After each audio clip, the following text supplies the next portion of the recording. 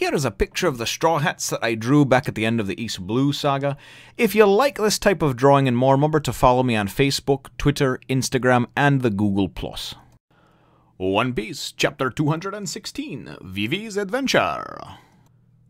Well, hello, my brothers and sisters of the Nerd Nation. I, as always, am Jim, here to bring you another chapter review on the excellent, the awe-inspiring, boy, I tell you, the tear-inducing tale of One Piece. This particular chapter wraps up the volume, and it appears to wrap up, for the most part, the Alabasta arc in the Baroque Works saga, and it is entitled, Vivi's Adventure.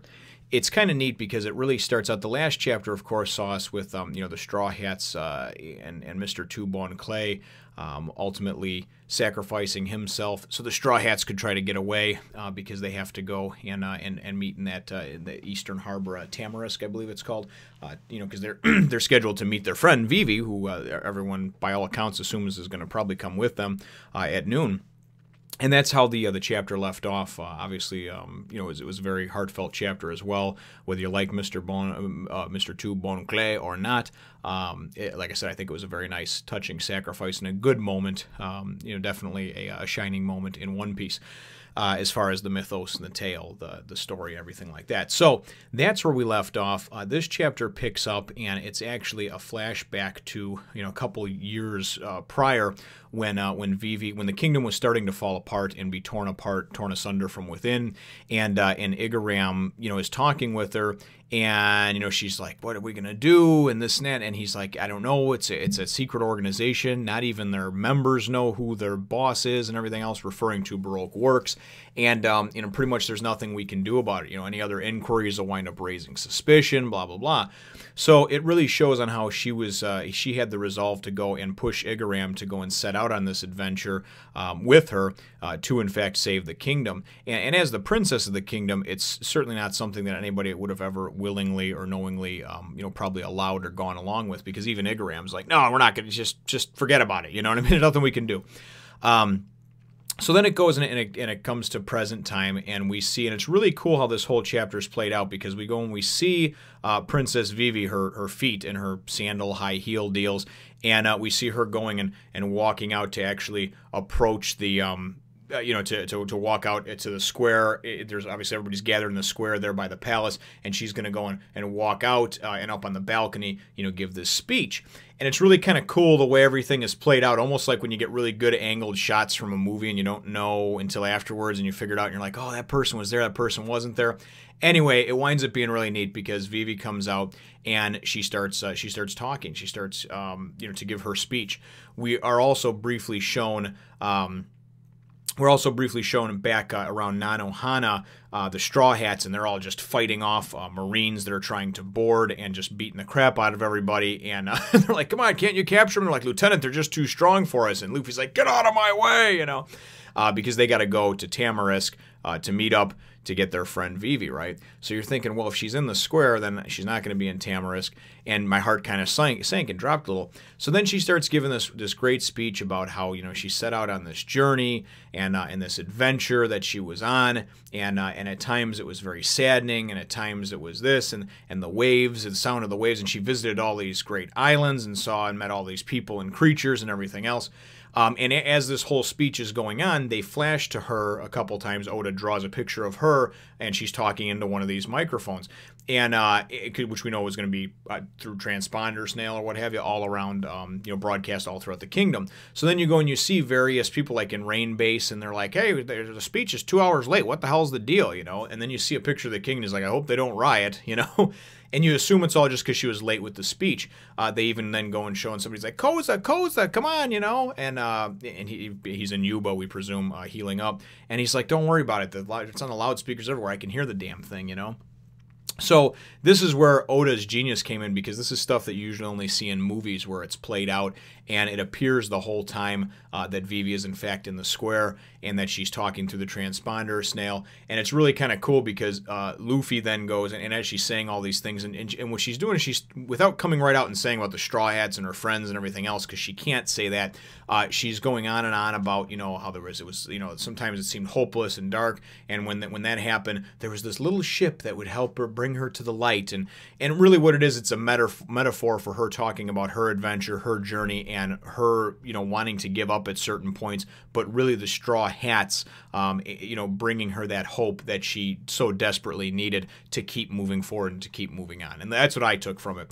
So then we go and we see at the port of Tamarisk, and we see that the Straw Hats, of course, have made it, you know, with their ship, with the Going Merry.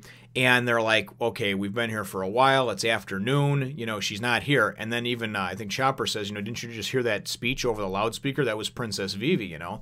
And and then Luffy goes, and he always wants to believe in the best in people, you know, and which I really admire in him, because even when Nami went and turned tail and ran and stole from him, he was like, nope, that's my navigator and she's my friend. I can't believe she'd do that. So so Luffy is like, no, it's an imposter. There must be somebody else, right? And you know, it couldn't be her. And he's like, drop anchor, we'll go look for her. And then Usopp's like, oh shit, the Navy, you know, they found us, the Marines, you know, they found us again. He's like, how many ships, you know, and they got to start to get out of there, right?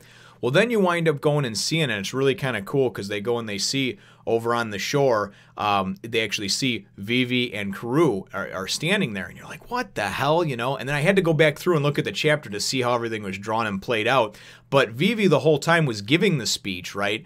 And it goes back to the square, right? And everybody realizes that it's not her now, and they're like, Igaram, and Igaram is just dressed in a dress like her, and had like this kind of hood over, this veil almost, you know? So she was giving the speech, which was being broadcast everywhere, and everybody was just assuming that it was her, you know? But she wanted to get to Tamarisk to obviously talk with the Straw Hats, join them, see them off, whatever. And it was just really cool how it was played out, because then she's like, hey, and they're like, oh wow, that's Vivi and Karoo, you know.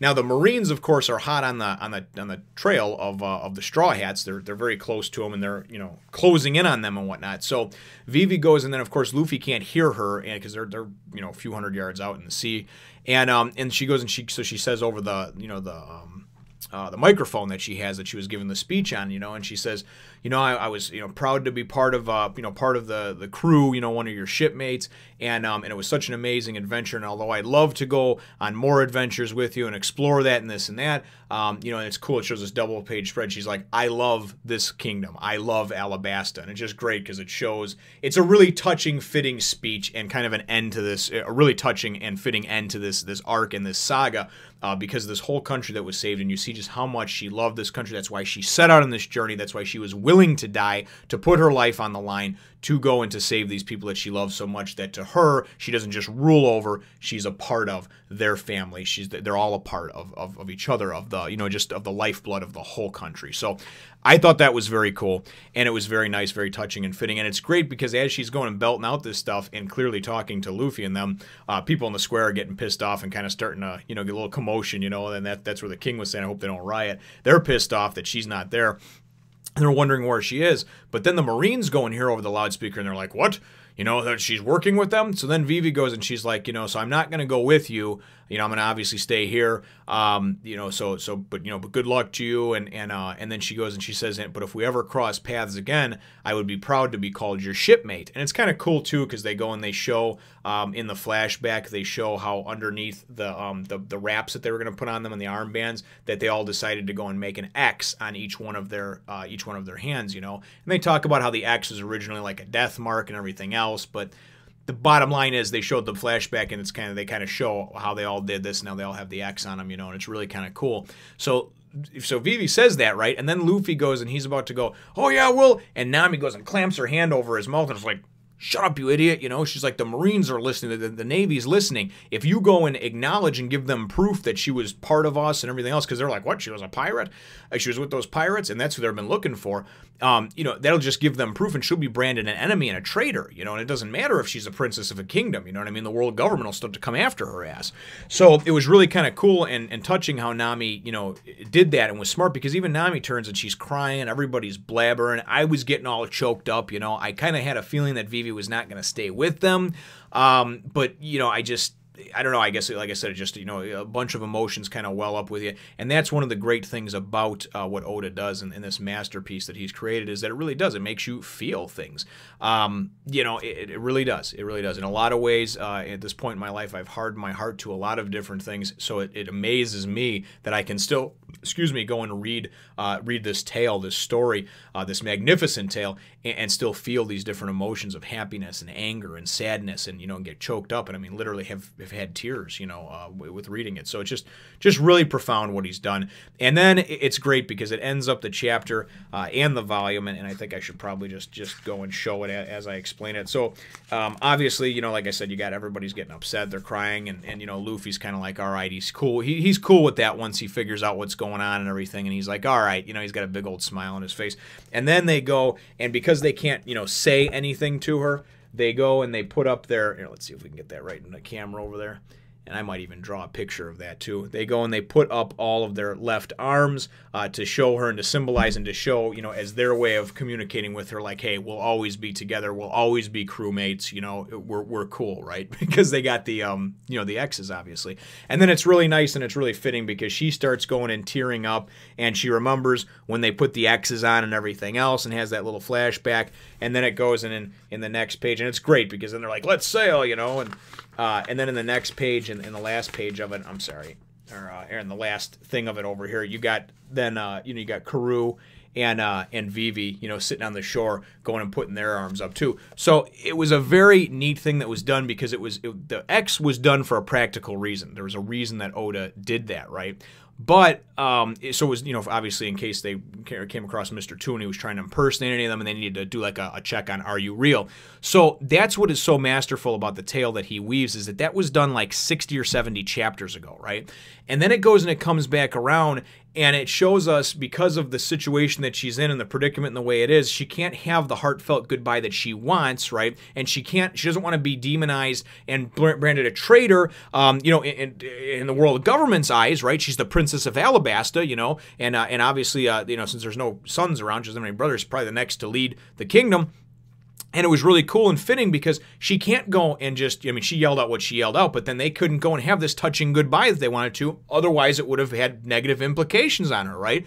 So what a neat thing to do, to then go and harken back to that and remember that X, that symbol of friendship that they put on, that symbol of unity, that symbol of, hey, we're going to help you save your kingdom, don't worry about it, you know, and all the great things that have happened over the last 116 chapters, you know, since they wound up, you know, getting into this saga.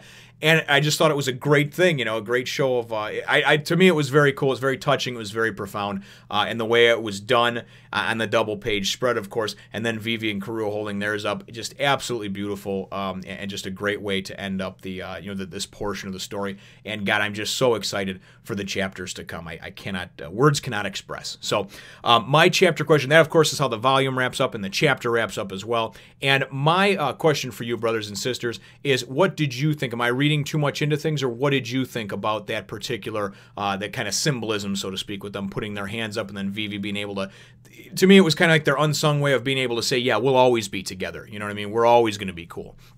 Let me know what you think, though, in the comments down below. Feel free to hit the thumbs up, the like button, if you should think that I deserve it. Certainly, it always helps. And to spread the word of the nation. And subscribe if you haven't done so already. We will look forward to catching you all in the next one, nation. Oh, Vivi, I'm gonna miss you so much.